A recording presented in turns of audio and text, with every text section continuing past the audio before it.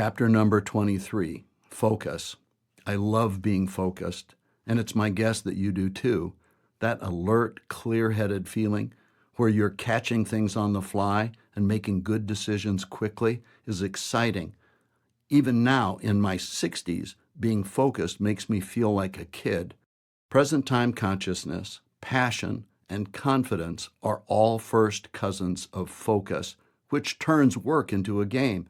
Focus is the optimal way to work and live. When you're out of focus, you're bored, confused, and distracted. We can blame a ton of chiropractic practice woes on a lack of focus. In fact, most of the stress that's created by allowing important issues to slip through the cracks comes from a problem with focus. Does sharp focus come only to a select few, like a random gift, leaving others wanting?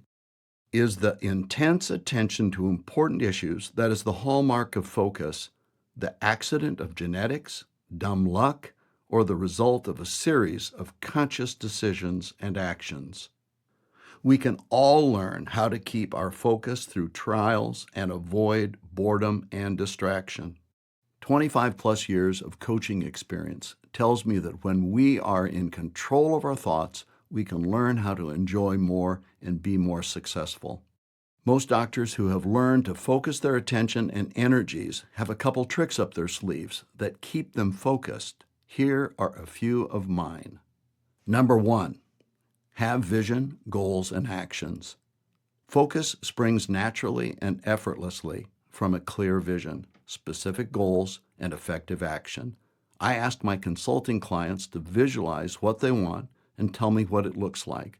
Then we break that down into specific daily, weekly, and monthly goals. That will take them from wishing to reality, and effective action moves me from where I am to my vision and goal. Exercise. Write out your vision for your practice, preferably in fewer than 400 words. Then write out your specific goals for new patients, established patients, production and collections, and patient visit average. Now check your vision and goals against reality and find out where to apply your focus. Example, one of my clients had a so-so kept appointment average, or KAP, of 84%. Not my vision or my goal of at least 92%. We focused on specific actions to fix our KAP and saw an increase to 93%. We saw what we wanted, set a goal, and took the action. Number 2, use checklists. Everyone who knows me knows I love checklists. A checklist is written focus. I learned about the value of checklists while learning to fly airplanes more than 40 years ago. Each item on an aviation checklist represents a mistake someone previously made in an environment that requires no mistakes just to stay alive.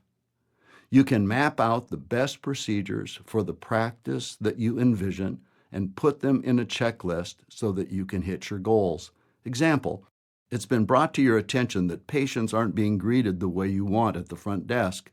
Create a checklist that outlines each step of the greeting, standing, smiling, the welcoming script, etc. Then practice the checklist with your staff until it's done perfectly. This is the very process of being focused. Number 3, surround yourself with focused people. Spend your time with people who share your vision and your goals. One of the things I love about my consulting clients is that they each agreed to push themselves and each other on their practice vision and goals and to take specific action to produce a best ever year in their practices. Do whatever is necessary to be in that type of company. Number 4, practice, practice, practice. Focus is a skill and takes practice. For years, I would start my practice day reviewing the daily dozen, a set of 12 attitudes and actions that I wanted to incorporate in my behavior. Some as simple as deciding to be positive every time I entered a room. There were days that I would hit everything on my list for a couple of hours straight. Other days, I'd stumble in the first 20 minutes. However, and here's the key, instead of giving up when I slipped, I'd go back to my checklist and see if I could stay focused longer the next time. The more I practiced focus, the more focused I became. It's that simple.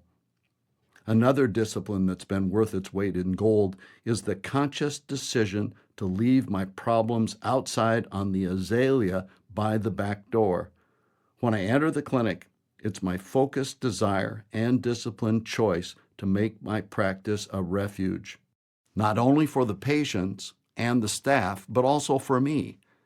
It is so much easier to focus on the tasks at hand when my personal problems are left to wait outside on the shrub. Number 5, apply the Swiss watch perspective. There are few things as beautiful as the workings of a Swiss watch. The precision craftsmanship, the product keeping accurate time, is a work of art. That same beauty can be seen in your practice if you craft your vision, set your goals, and take action to make your practice a work of art. I have coached hundreds to the Swiss watch standard, and they tell me this concept has helped their focus. Number 6, focus on the big picture. Why bother with any of this? We have one life, and each of us has the rest of that life to live by choice. We are not victims. We have an obligation to focus our dreams, our ideas, and energy on our practices and build them the way we want them to be. If you don't teach patients how to be good, happy citizens of your practice, who will? And if you do, what a great practice you will have.